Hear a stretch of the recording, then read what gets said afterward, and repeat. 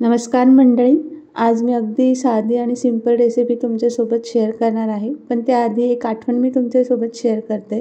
ज्यावेळी माझा मुलगा लहान होता तर त्यावेळी त्याला कुरडई हा शब्द नाही बोलता यायचा. तर टिफिनला जेव्हाही त्याला भाजी न्यायची असेल तर तो नेहमी मला सांगायचा की आई मला मॅगीची भाजी बनवून दे. तर आमच्या भाषेत मॅगीची भाजी म्हणजे कुरडईची भाजी. त्याला खूप खूप आवडते ही भाजी आणि पटकन होणारे आहेत. तर म्हणून मी तुमच्यासोबत आज हीच रेसिपी शेअर करते. तर इथे मी कुरडई घेतली आहे. कुरडईचे तुकडे घेतले तरी चालेल.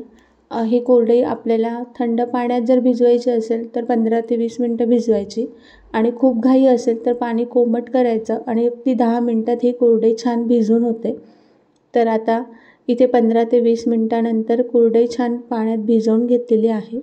आता कुरडईमधलं सगळं पाणी मी काढून घेतलेलं आहे आणि तुम्ही पाहू शकतात कुरडई छान मस्त भिजलेली आहे. तर आता इथे मी घेतलं आहे 7 ते 8 लसूण आणि काश्मीरी लाल मिर्च पावडर 1 ते 1.5 चमचा आहे. चवीनुसार तुम्ही कमी जास्त करू शकतात आणि हे खलबत्त्यामध्ये बारीक कुटून घ्यायचं आहे. त्याच्यानंतर ते कढई घेतली, त्यामध्ये तेल गरम करून घेतलं. त्याच्यानंतर राई, जिरे आणि कढीपत्ता टाकायचे आहे. ते फक्त आपल्याला काही सेकंद परतून घ्यायचं. त्यानंतर इथे बारीक चिरलेला कांदा घेतलेला आहे. कांदा छान लालसर परतून झाला की त्यामध्ये जी लसणाची चटणी बनवली होती ती टाकायची.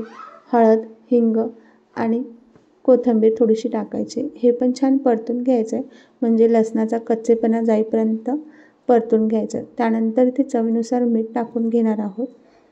ते एकत्र केल्यानंतर जी भिजवलेली कुरडई आहे ती यामध्ये टाकून घ्यायची आणि छान परतून घ्यायचं आहे. कुरडई ऑलरेडी भिजलेली आहे त्यामुळे शिजवायची आपल्याला गरज नाही. फक्त सगळा मसाला छान कोट होईल कुरडईला. त्यानंतर आपल्याला 5 ते 6 मिनटं फक्त ही वाफेवर होऊ द्यायचे. तर कशी वाटली माझी आजची साधी सिंपल रेसिपी आहे. वरतून छान कोथिंबीर टाका आणि मुलांना टिफिनमध्ये द्या, त्यांना नक्की आवडेल.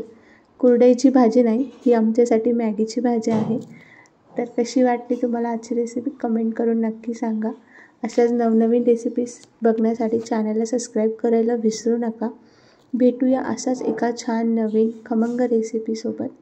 तोपर्यंत धन्यवाद.